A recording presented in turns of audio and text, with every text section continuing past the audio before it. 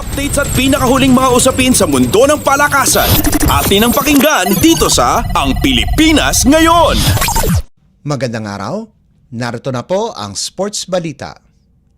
Nakatanggap ang 4 na Filipino Olympians ng tulong pinansyal mula sa opisina ni House Speaker Martin Romualdez. Ang mga boksingerong sina Nesty Petesio, Hergy Bacquiadan at Ira Villegas, pati na rin ang fencer na si Samantha Catantan ay bumubuo ng ikatlong batch ng mga Filipino athlete na patungo sa Paris Summer Games ang nakatanggap ng tulong pinansyal. Una nang nagbigay ng tulong pinansyal ang opisina ng House Speaker kina gymnast Levi Jung Rivivar at Carlos Yulo, weightlifters John Ceniza, Erin Ando at Vanessa Sarno at rower Joni Delgaco. Si Deputy Speaker at Antipolo 1st District Representative Roberto Puno ang nag-abot ng tulong pinansyal sa mga atleta kasama si Association of Boxing Alliances in the Philippines o ABAP Executive Director Marcos Manalo. Nagkwalipika si Catantan noong Abril sa pamamagitan ng Asia-Oceania Zonal Olympic Qualifiers 2024 sa Dubai. Siya ang kauna-unahang Filipino fencer na nakapasok sa Summer Games sa nakalipas na 32 taon.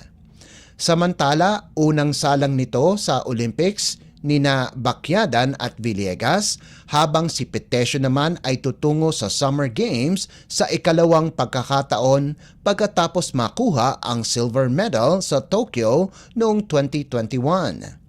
Ang boxing ang may pinakamalaking delegasyon kung saan kasama dito sina Carlo Paalam at Yumir Marshall, pati na rin sina Villegas, Petesio at Bacquiadan.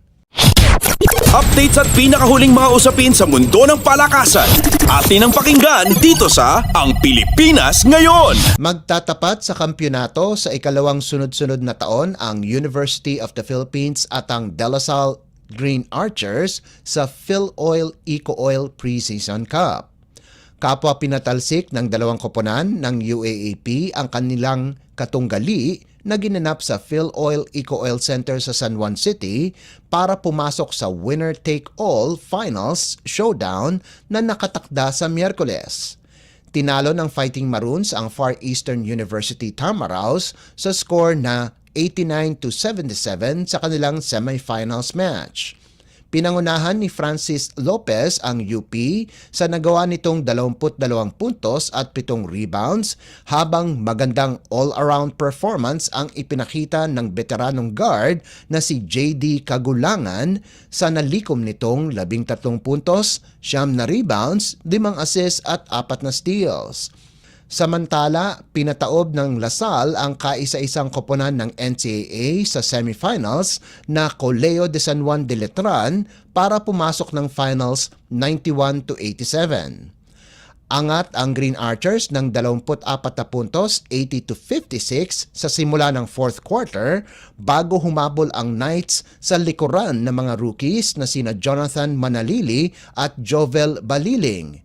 At napalapit nila ang score sa 3 puntos na kalamangan na lamang 90-87, may 9 na segundo na lamang ang nalalabi sa laban.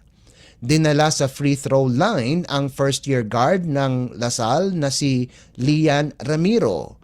Naipasok niya ang unang tirada at hindi na ipasok ang ikalawa, subalit nakuha ni UAAP Most Valuable Player Kevin Kiambao ang rebound para tuluyan ng tapusin ang laban.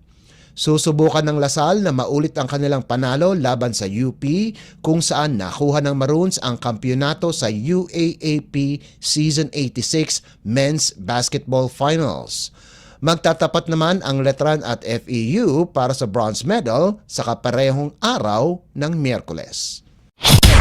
Updates at pinakahuling mga usapin sa mundo ng palakasan. Atin ang pakinggan dito sa Ang Pilipinas Ngayon. At yan ang pinakahuling balita sa larangan ng palakasan. Para sa Radyo Pilipinas World Service, ito po si Leo Magpayo. Magandang araw. Updates at pinakahuling mga usapin sa mundo ng palakasan. Atin ang pakinggan dito sa Ang Pilipinas Ngayon.